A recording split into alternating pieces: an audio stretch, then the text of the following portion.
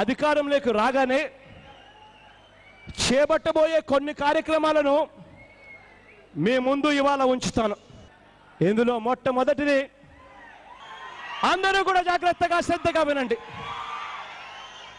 ఇవాళ నేను చెప్తా ఉన్నాను, 5 ఎకరాల లోపున్న రైతులందరికీ 5 ఎకరాల లోపున్న రైతులందరికీ, చిన్న సన్నకారు రైతు కుటుంబాలందరికీ, ఆ పేద రైతు కుటుంబాలందరికీ అధికారంలోకి వచ్చిన వెంటనే 50,000 రూపాయలు ఇచ్చేట్టుగా ఏర్పాటు చేస్తామని చెప్తా ఉన్నాం.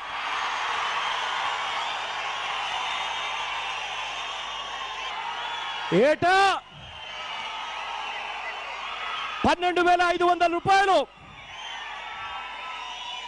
ఏటా 12,500 రూపాయలు ఒకేసారి ఈ మొత్తాన్ని మే నెలలో ఇస్తాము అని చెప్పి కూడా చెప్తా ఉన్నాను.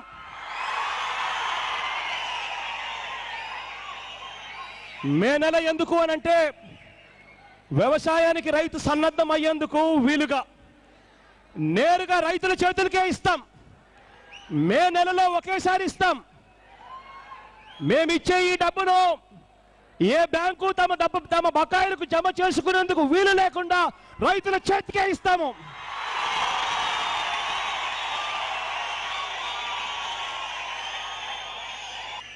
ఆత్మహత్యలు చేసుకునే పరిస్థితి లేకుండా రైతు బతకడానికి వైఎస్ఆర్ రైతు భరోసా కింద ఇస్తున్నాము.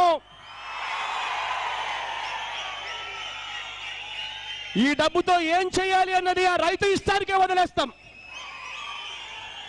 మేమిచ్చే ఈ పథకం, మేమిచ్చే ఈ కార్యక్రమం వైఎస్ఆర్ గారి మాదిరిగా ఇస్తాం. అర్హులై ఉన్న ప్రతి ఒక్కరికి ఇస్తాం. కులం చూడం, ప్రాంతం చూడం, మతం చూడం, వర్గం చూడం, పార్టీ చూడం, రాజకీయాలు చూడం. 66 లక్షల రైతుల కుటుంబాలందరికీ 50,000 అంటే 33,000 కోట్ల రూపాయలు ప్రభుత్వం తరపు నుంచి వచ్చేట్టుగా చేస్తాం. మళ్ళీ రైతులకు సువర్ణ యుగంలోకి తీసుకుపోతాం. రైతులకు మళ్ళీ 0 వడ్డీకి, పావులా వడ్డీకి వచ్చే విధంగా రైతులకు తోడుగా నిలబడతాం.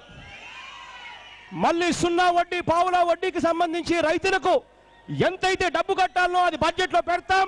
పెట్టి రైతులకు తోడుగా నిలబడి మళ్ళీ రైతు రుణాలన్నీ కూడా 0 వడ్డీ, పావులా వడ్డీకే వచ్చేట్టుగా చేస్తాం. 3,000 కోట్ల రూపాయలతో ధరల స్థిరీకరణ నిధి తీసుకొని వచ్చి గిట్టుబాటు ధరలకు హామీ ఇస్తాం రైతులందరికీ కూడా. రైతుల కోసం 2,000 కోట్ల రూపాయలతో కెలామిటీ రిలీఫ్ ఫండ్ తీసుకొని వచ్చి ఇంకా కేంద్ర ప్రభుత్వం దానికి తోడు గ్రాంట్ కూడా యాడ్ చేసి ఇంకా రైతులకు ఎక్కువ ఇచ్చే కార్యక్రమం చేస్తాం. ప్రకృతి సహకరించక రైతులు నష్టపోయినప్పుడు మనం పెట్టిన కెలామిటీ రిలీఫ్ ఫండ్ రైతులకు అండగా తోడుగా నిలబడుతుంది. అన్ని రకాలుగా రైతులకు తోడుగా నిలబడతాం, అండగా నిలబడతాం. గ్రామానికి వెళ్ళండి, ఊరు వాడ వెళ్ళండి, అన్న వస్తున్నాడు అని చెప్పి గట్టిగా కూడా చెప్పండి. డ్వాక్రా అక్క చెల్లెమ్మలకు, పొదుపు సంఘాలకు ఆసరా అని చెప్పి తీసుకొస్తున్నాం. ఆసరా అన్న పథకం పొదుపు సంఘాల్లో ఉన్న మహిళా అక్క చెల్లెమ్మలందరికీ చెప్తా ఉన్నా, ప్రస్తుతం మీకు ఏదైతే రుణాలు ఉన్నాయో ఆ రుణాలన్నీ కూడా మీరు కట్టుకుంటూ వెళ్ళండి. ఈ రోజు వరకు డ్వాక్రా అక్క చెల్లెమ్మలకు రుణంగా ఎంత రుణమైతే ఉంటుందో అంతే మొత్తాన్ని అధికారంలోకి రాగానే రాబోయే సంవత్సరాలలో 4 దఫాలుగా నేరుగా మీ చేతికే ఇస్తామని చెప్పి ప్రతి అక్క చెల్లెమ్మకు చెప్తా ఉన్నాం.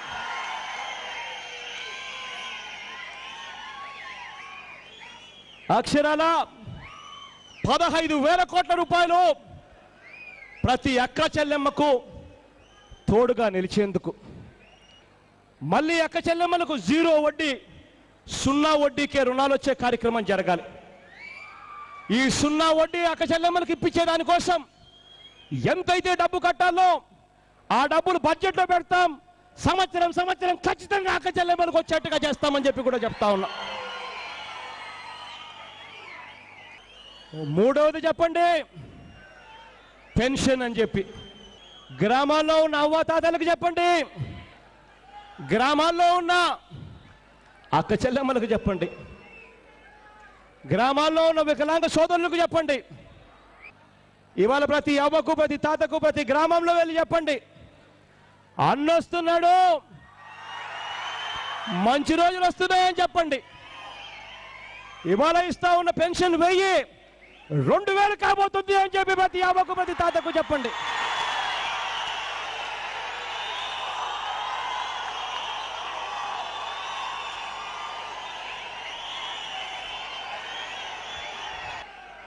పిల్లల చదువుల కోసం అమ్మ ఒడి అనే పథకాన్ని తీసుకొస్తున్నాం. ఇవాళ మీ అందరికీ నేను మాట్లాడుతూ ఉన్నప్పుడు రైతులందరికీ కూడా తోడుగా నిలిచేందుకు వైఎస్ఆర్ రైతు భరోసా అనే పథకాన్ని తీసుకొచ్చాం. మరి ఏ భూమి లేని ఆ పేదల సంగతి ఏమిటి అని చెప్పి నా మనసు ఒప్పుకోల.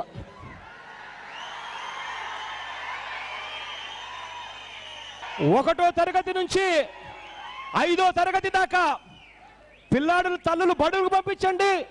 బడికి పంపించిన ప్రతి పిల్లాడికి 500 రూపాయలు చొప్పున, ఇద్దరికి 1000 రూపాయలు నెల నెల తల్లికి ఇస్తామని చెప్పండి.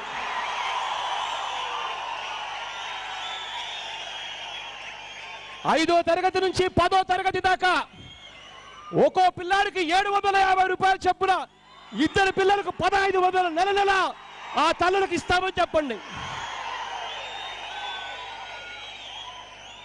ఇంటర్మీడియట్ చదువుతున్న పిల్లలు ఇంటర్మీడియట్ చదువులకు పంపించండి. ఒక్కో పిల్లాడికి 1000 రూపాయలు చొప్పున, ఇద్దరు పిల్లలకు 2000 రూపాయలు నెల నెల నేరుగా తల్లులకై ఇస్తామని చెప్పండి.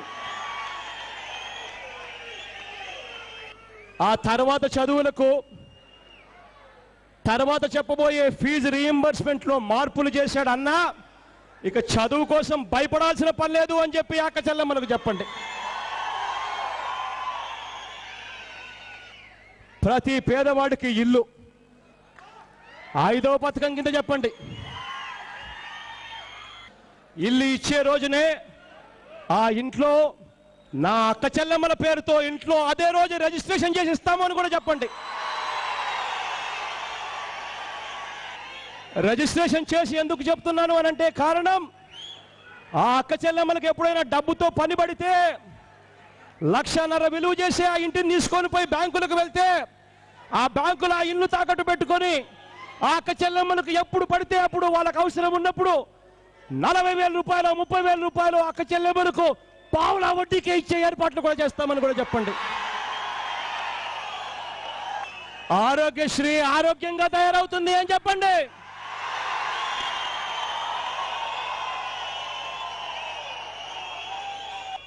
ఆరోగ్యశ్రీ పథకానికి అన్ని రకాలుగా తోడుగా నీడగా అండగా ఉంటామని చెప్పండి. బడ్జెట్లో కేటాయింపులు పూర్తి స్థాయిలో చేస్తాం, బకాయిలు లేకుండా అని చెప్పండి. వైద్యమే కాదు, మందులే కాదు, కుటుంబంలో సంపాదించే వ్యక్తి ఆపరేషన్ వల్ల విశ్రాంతి తీసుకోవాల్సి వస్తే ఆ విశ్రాంతి సమయంలో కూడా ఆ కుటుంబం బ్రతకడానికి డబ్బులు కూడా అందిస్తాడు అని చెప్పి కూడా చెప్పండి.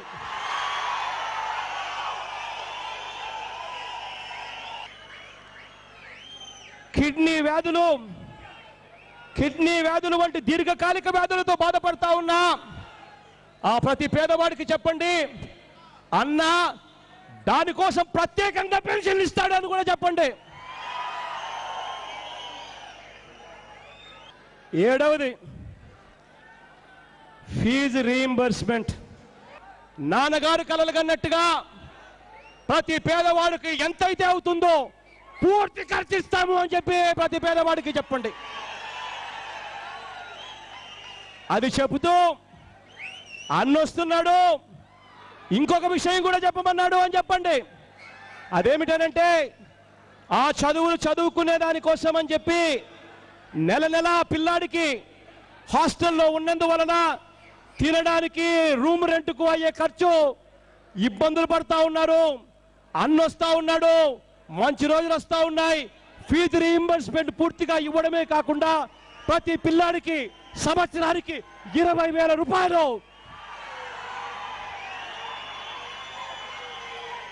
తినడానికి ఉండడానికి అయ్యే ఖర్చులు కూడా ఇస్తాను అని చెప్పి అన్నొస్తున్నాడు అని చెప్పండి.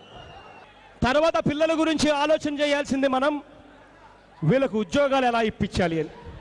ఉద్యోగాల విప్లవం రావాలి అని అంటే ప్రత్యేక హోదా అన్నది తీసుకొని రావాలి అని చెప్పి ఖచ్చితంగా ప్రత్యేక హోదా అన్నది సాధించే దిశగా ఒత్తిడి తీసుకొచ్చే కార్యక్రమం ఖచ్చితంగా చేస్తాం. ఉద్యోగాల విప్లవం రావాలి అని అంటే రాష్ట్రాన్ని విడగొట్టేటప్పుడు ప్రత్యేక హోదాతో పాటు రాష్ట్రానికి పరిశ్రమలు ఇస్తామన్నారు.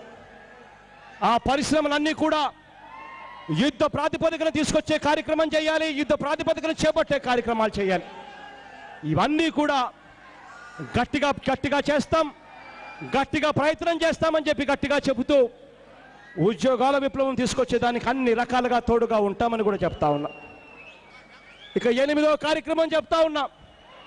పోలవరం మొదలు హంద్రి నీవా, గాలేరు నగరి, వెలుగొండ, వంశధార, ఉత్తరాంధ్ర సుజల సమంతి అన్ని ప్రాజెక్టులను కూడా పూర్తి చేస్తాం యుద్ధ ప్రాతిపదికన అని చెప్పి గట్టిగా మాటిస్తూ చెప్తా ఉన్నాము అని చెప్పి గట్టిగా చెప్పండి.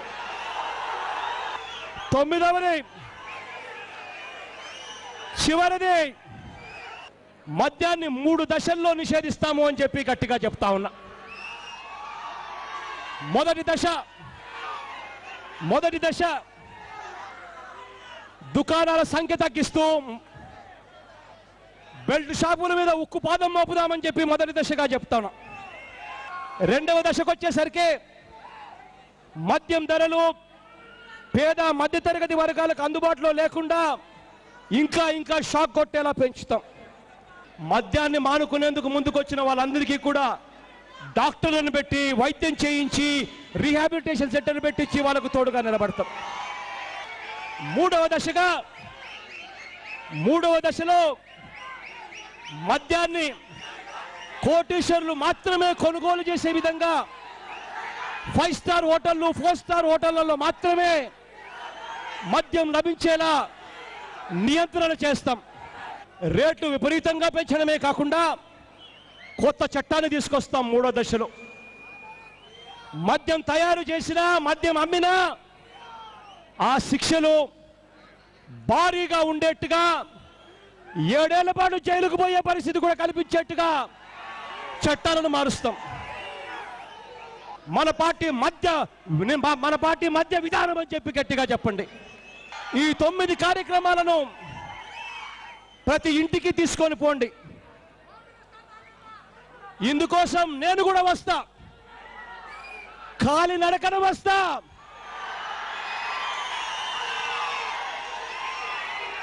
అక్టోబర్ 27వ తారీఖు నుంచి పాదయాత్ర చేస్తూ వస్తా.